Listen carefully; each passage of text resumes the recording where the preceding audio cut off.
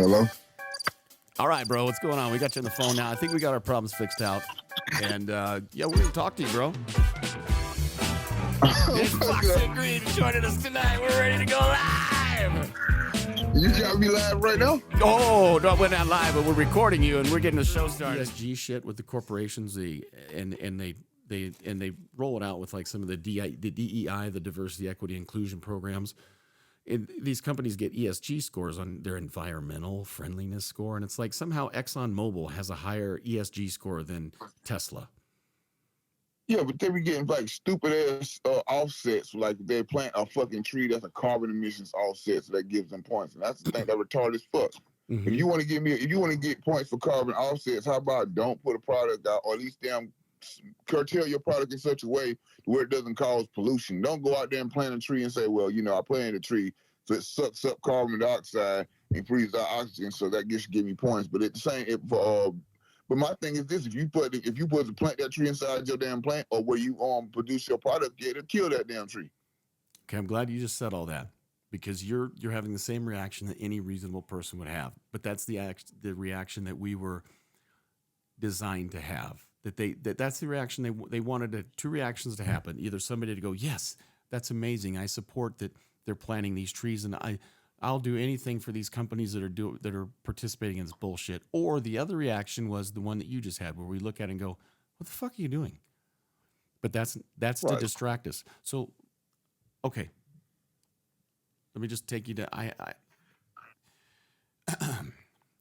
you always hear, you heard people from the oil companies, and when they talk about drilling and stuff, they're like, well, gas prices would be cheaper if we could just go and drill, but we can't drill because there's all these regulations, and then, of course, the environmentalists file lawsuits, and just because we get a permit or we get a lease on a land lease to drill somewhere, it's 10 years before we can drill. We hear these oil companies crying wolf, right?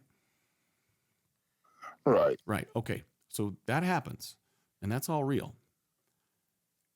But the oil companies also donate and fund the environmental groups that sue them. Now tell me where that makes sense. I'm going to tell you where it makes sense. If you are British Petroleum, or you are ExxonMobil or Arco or any of the huge oil companies, you have billions of dollars at your beck and call, correct? Right. Okay, so let's pretend that tomorrow you and I buy a Powerball ticket and we win $200 million, okay? Right. Half of it's gone for taxes. So between the two of us, we have $100 million left. So you and I go out and buy everything we need to start drilling for oil. And let's say that costs us $20 million. So now we got $80 million left. And we get a lease. Yep. There's another $1 million or so gone. And we're like, we're going to drill for oil. We're going to be rich. And all of a sudden we get hit with the first lawsuit. Fuck. Hundreds of thousands of dollars, 3 or 4 years in court. Maybe it gets settled. Then another one. Then another one. We'll go broke before we ever get to put one drill bit in the ground.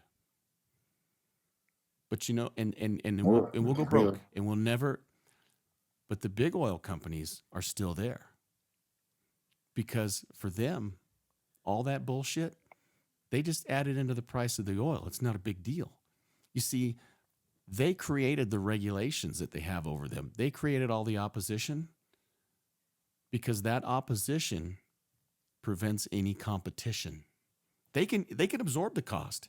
That's cheaper than suddenly you and I starting our own oil company and competing with them, which could lower the prices on the market. So that regulation that they probably wrote the bills that regulate their industry, just like every other industry, and then they sit there and cry wolf about it, because they want you to have one or two sides reaction. It look like it's expensive to them.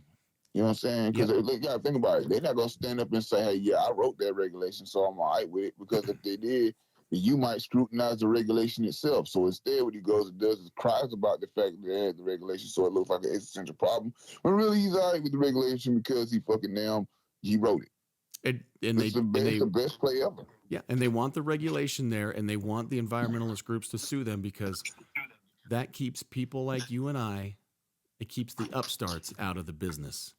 And they can, and then it keeps the people that could be a threat to them out of the business, because you'll never have money like us. You'll never have the money to write out the lawsuits. Let me give you another real world example. So I had my restaurant years ago. They manufacturing fear. They manufacture the fear, but in the end, it's all about making sure there's no competition. So let me throw one out. This is something that happened to me personally. Right. I had a restaurant years ago, started back in 2017, and we did all fresh food and stuff. And part of my thought with that was, okay, instead of buying my meats that we use through the national food supplier that we use Cisco. And I had no problems with Cisco, but I wanted to do something special. And so I thought, you know what? I'm going to go to this local butcher shop. Okay. There's a local butcher shop that's been in business in Montana for years and years and years and years. I don't know how long time. Now, I went in and talked to the guy and said, hey, look, I have a restaurant over here. I want to start buying my beef and those meats through you. And he goes, can't sell them to you. So what are you talking about? He said, I can't sell them to you. It's illegal. I said, what are you talking? He goes, yep, I cannot do more than.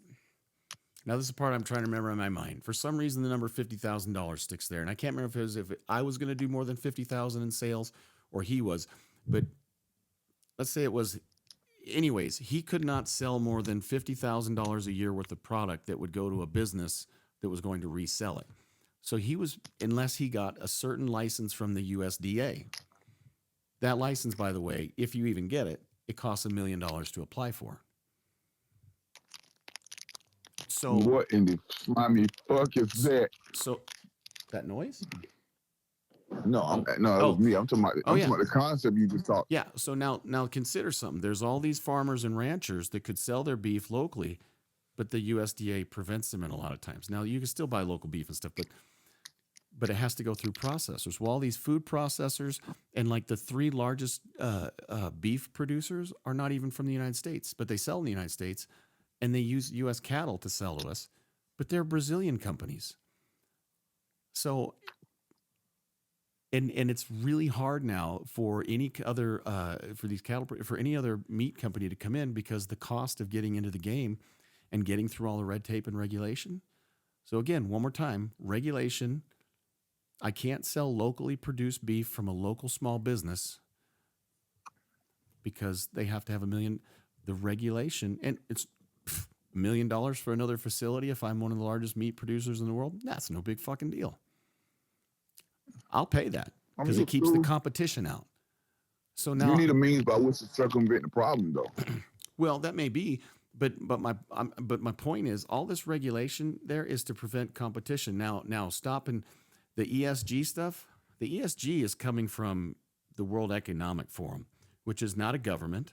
They're just they're a we want to control the world body. A HOA of the country. Mm-hmm. So they've used diversity, equity, and inclusion as a backdoor to get companies to create these regulations, the ESG, your environmental score. And so if you're a company that needs to get any kind of loans or funding to operate your business, which is almost every business, what's your ESG score? You see, because black people are oppressed, you're not going to get a good ESG score. And so fuck your business. And guess what? That's all right. I can't make my cell phone, but Apple still can because the cost of doing that is just a bump in the road. They're okay. They're cool with it because they're part of the chosen group. You're right. You know what I'm saying? And I hate to say this, but I actually found a way around all that bullshit. And once I'm done making the moves that I'm making on my end, I won't have to worry about that shit anymore. Those hurdles will no longer be a problem for me because of what I found out.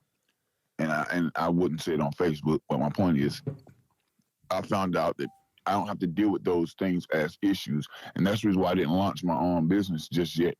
I was waiting. I was waiting till I could be able to fight the game on a fucking equal playing field with everyone else. And I realized I'd take them all out. The reason why, though, is because I realized something. If a person like me was a millionaire, not only would I become one of the richest people in the world, but I would do it in such a way to where everyone would love my company because I wouldn't charge them out to ask anything, and I don't have any competition.